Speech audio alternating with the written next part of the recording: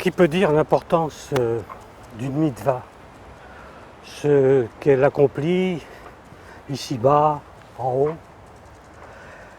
Cette histoire est l'histoire d'un chassid et d'un rabbi. Un bon chassid, un grand rabbi. Les deux étaient très liés. Pourtant, il y avait dans cette relation quelque chose de mystérieux. Le chassid habitait à quelque distance de son rabbi. Et quand le rabbi venait dans sa ville, il s'arrêtait chez son chassid.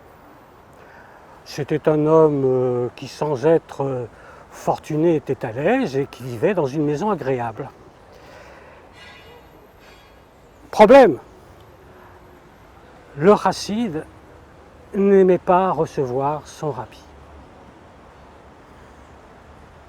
C'est bien étrange. La vérité est que ce qui le dérangeait quand le rabbi était présent dans sa maison, c'était tous les chassidim qui venaient de partout pour le voir. Et ces chassidim amenaient, en piétinant ses plates-bandes, de la boue et encore de la boue. Il ne le supportait pas. Un jour que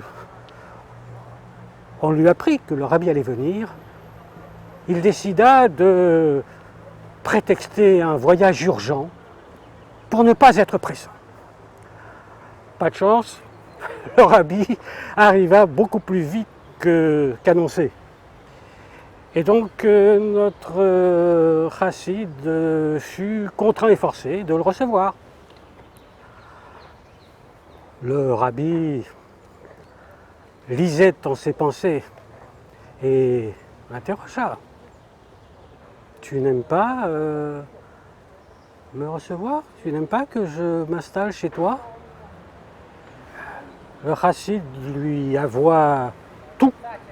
Ce qu'il n'aimait pas, c'était la boue, cette boue qui était amenée par tous ces gens qui venaient le voir. Alors le rabbi lui dit « Je dois te raconter une histoire. » Il était une fois un homme, un apothicaire. Cet homme a commis tous les péchés, toutes les fautes qu'on peut imaginer. Et puis un jour, il dut, comme chacun de nous, rendre des comptes en haut. Alors les anges accusateurs vinrent. Et inutile de te dire que des deux plateaux de la balance, le plateau négatif était tout en bas. Mais alors, vinrent les anges défenseurs. Et ceux-là brandirent une mitzvah que, dans sa jeunesse, l'homme avait accomplie. Qu'était donc cette mitzvah? Eh bien, un jour, alors qu'il marchait dans la forêt, il entendit des appels au secours. C'est un homme dont le chariot avait versé dans le fossé. Il s'était englué dans la boue et pas moyen de le redresser. Alors, l'homme, le futur apothicaire, n'hésita pas un instant. Il sauta dans la boue et, après maints efforts, parvint à faire remonter le chariot sur la route.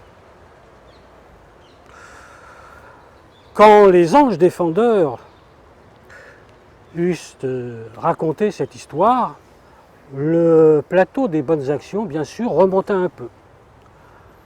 Mais c'était encore insuffisant pour arriver à l'équilibre.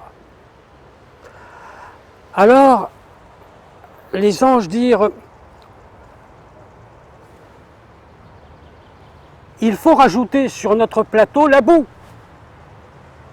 La boue, toute cette boue qu'il a remuée pour faire remonter le chariot. Est-ce qu'il ne mérite pas qu'on la mette du côté des bonnes actions?